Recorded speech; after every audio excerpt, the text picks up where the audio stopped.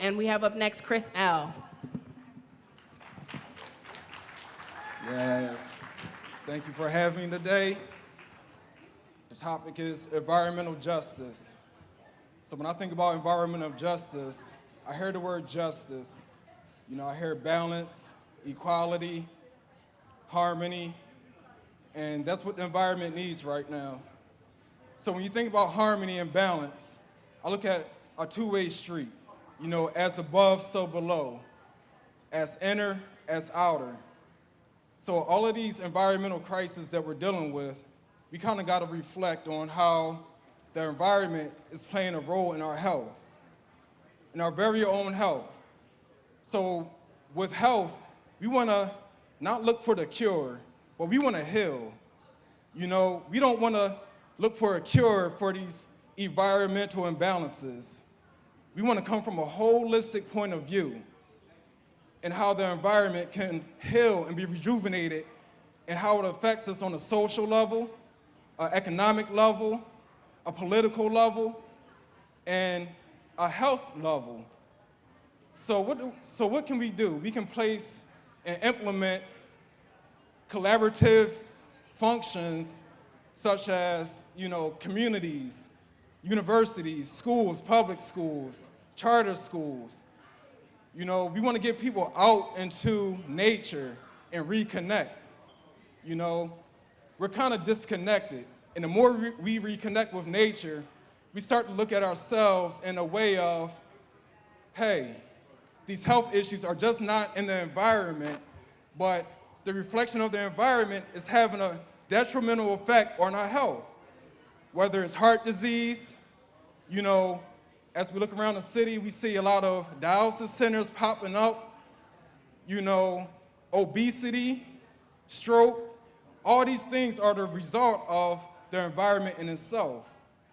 So I want to encourage us to implement urban gardens, farms, implement positive urban ecosystems in our community that we can come and heal.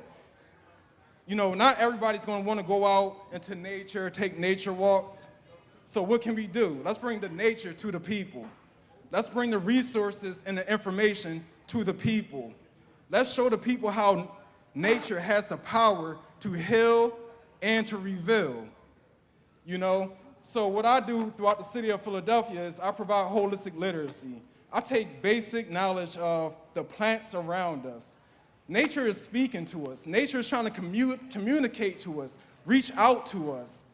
You know, it's signaling, it's sending signals to us. Just like when your body is in pain, it's sending signals, let you know that something's a little off balance and not right.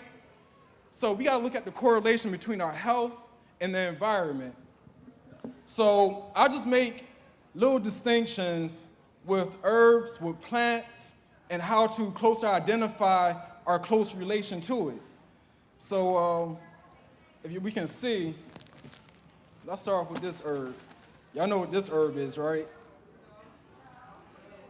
Can we see? Can I step down? Y'all looking, y'all eyes are lighting up. And I'm gonna be bold today. Huh? You can't see? No, it's not, it's red raspberry. But this gets the community's attention when I walk around. Stuff like this, because sometimes people don't want to hear about health and the environment. So we got to come up with captivative ways to excite and ignite the thoughts in people. They say where there's no justice, there's no peace. We heard that? And so the peace of society depends upon what? Justice. It depends upon this equality, this balance, this harmony that we have to obtain through the interaction between man, humanity, and nature. So this is red raspberry. Y'all can pass it around, look at it, smell it. So red raspberry is known as a feminine herb, a feminine tonic. It helps with, you know, the reproductive system of the woman, you know. So I'm looking at it as a feminine energy, you know, the duality, masculine and feminine. So we need that Mother Earth energy popping. We need that Mother Earth energy going, that feminine energy that's going to heal and nurture all of humanity. You know what I mean? So that's part of it. So we got to take the initiative in how we look at these plants. I'm just going to go in my little bag. And we gotta interact with nature. You know, I'm learning about plant identification. How do we identify with plants, you know, or with nature?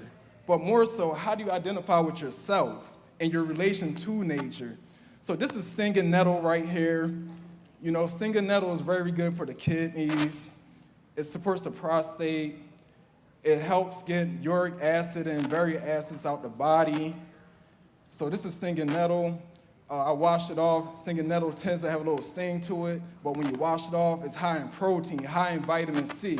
All these things, not just the vitamins and the minerals, but it's the phytochemicals, the plant chemicals that protects the plant in its own natural environment.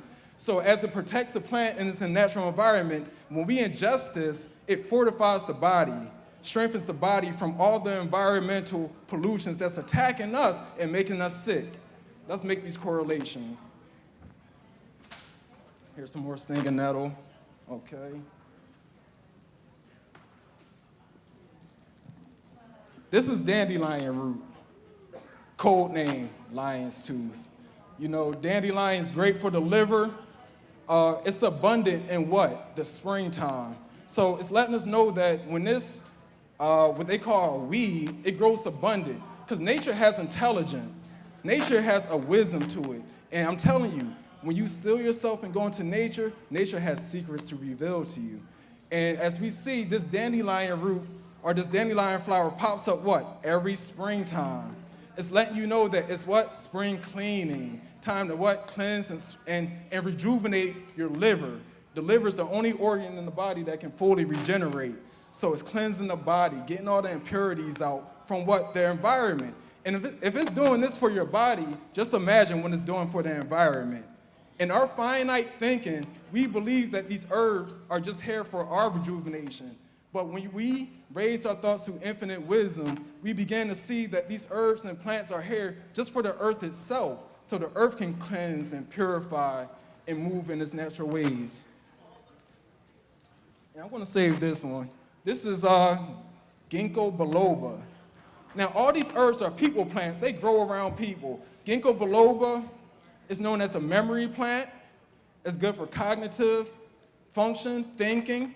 Ginkgo biloba, bi, it means two. And as you look at the leaves in ginkgo biloba, you'll see that they have two hemispheres, the left and the right, the heart. Ginkgo biloba is great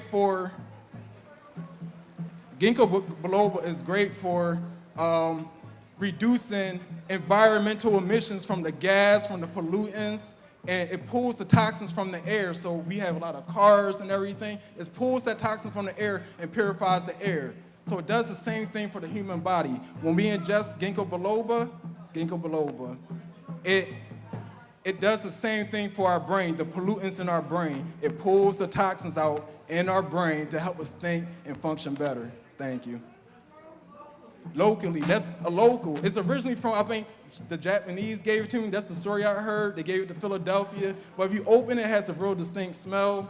So that's my time. Thank you.